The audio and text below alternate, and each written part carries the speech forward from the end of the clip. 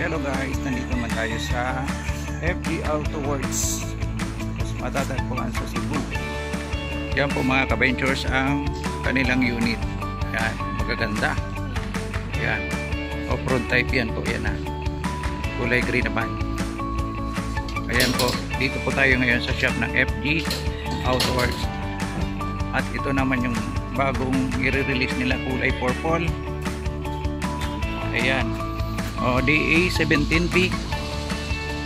Ayan po, ganda ng unit, galing dito kay FG Auto Works. Ayan, nakikita naman yung kanilang pagkagawa, malinis at talagang medyo garantisado. Ayan, at ito naman yung iba pa nilang unit na minivan.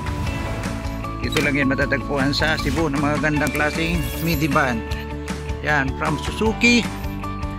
Then ang iba made from Mazda. Ayan po. Ayan.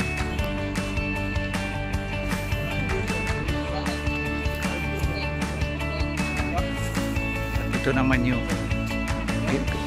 assemble pa lang nila. Ayan.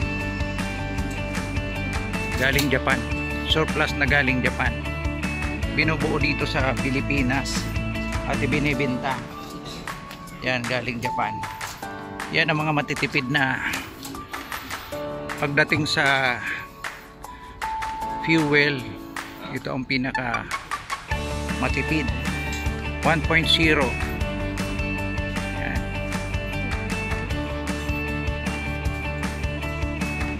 Ayan, ito, ganda ng unit, kulay purple.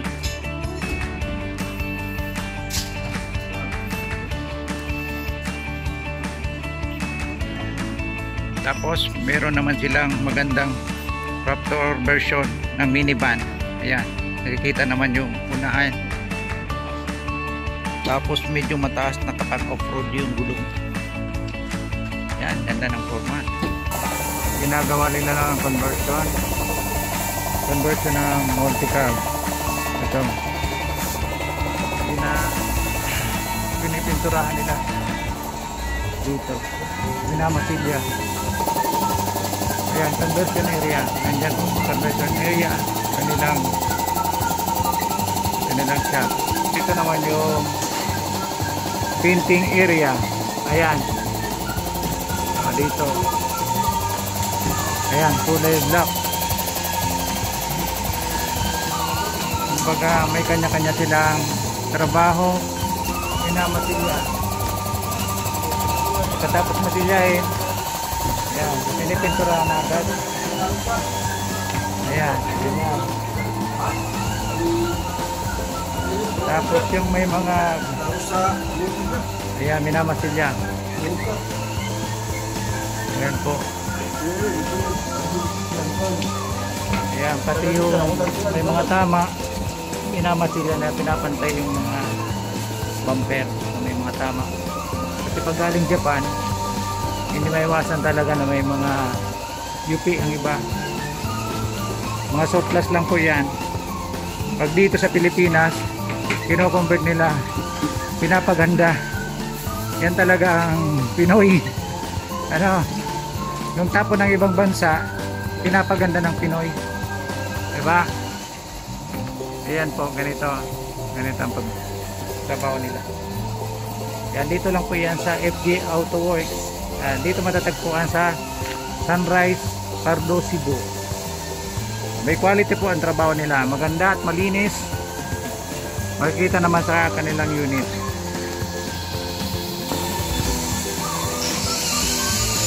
Dito naman sa area nito, kinakabit na yung mga electrical. Ano sir?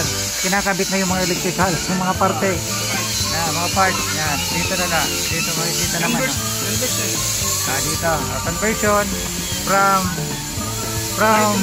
right to left hand. Maribela. Dito po. Ito po ang in-charge dyan. Ito. Kaway-kaway naman dyan. Okay. Dito. Ayan. Makikita naman dito. Maganda yung unit. Ayan. Ayan. Ito naman yung gwapo. Nagbabating. Pang-final na dito. Nagbabating na. For release na po ito. Ito naman na area. For bating. Ayan. Ginagamitan nila na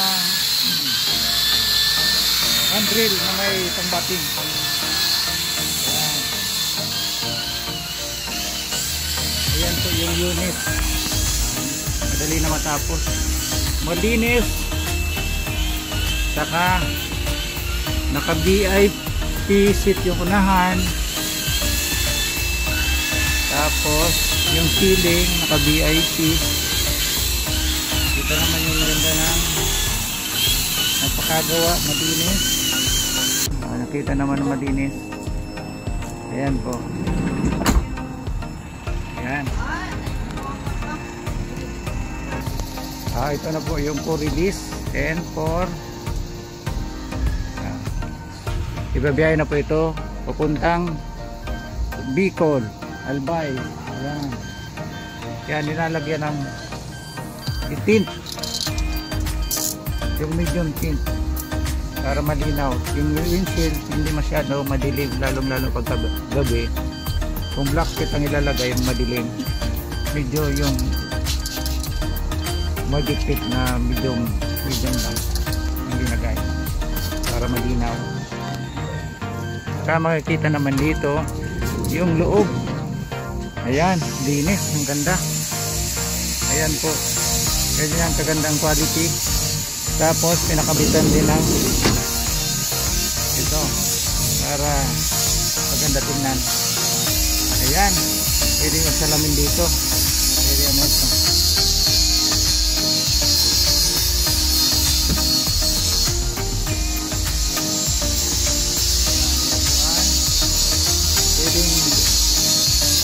Apat na katao pwede mamupo dito sa dalawa-dalawa. Tapos dito naman sa area na ito, tatlo. At maliit lang na katao, including driver. At binagyan din nila dito ng extra fan para yung landing na nasa unahan itutulak papunta dito sa likod. Yan po.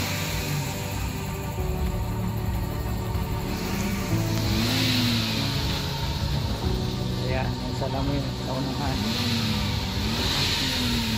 Kulay purple.